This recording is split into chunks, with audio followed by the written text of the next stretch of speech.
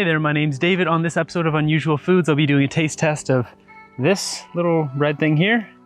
This is the thimbleberry. I picked it off of thimbleberry bush up here. I can take a step in here, you can see. So up here is where I picked it. There's a couple more there, and you can see there's some unripe ones right there. So the thimbleberry is just this little red, well, thimble-shaped berry. These are absolutely terrible for trying to pick them and bring them home. You kind of have to just eat them in the woods. For this reason, you'll never see them in the grocery store. And the reason is when you pick them, they tend to break apart, especially if they're super ripe. The juice will just start to explode in your hand and it'll start to fall apart. So it's hard to even pick them off of the bush and eat them just straight away. Like, you almost need to just like pull them off with your mouth.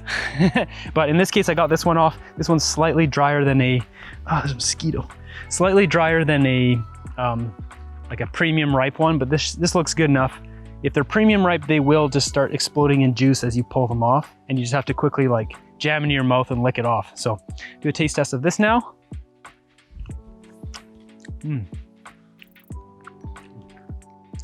It's a really unique taste. There's no way to describe what this compares to, aside from it's tart, like it's sweet and sour. It tastes like kind of in the realm of raspberry, but not really. It's got a weird, funky taste.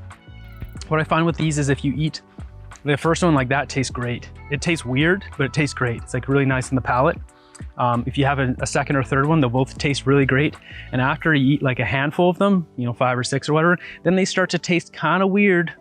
The weirdness of the berry starts to overwhelm the mouth, and then it doesn't really become as enjoyable for whatever reason. So I actually like these berries because I can just eat 2 or 3 as I'm on a run like I am right now, and then just keep going. And it was really tasty, and I don't get overloaded with the weird taste.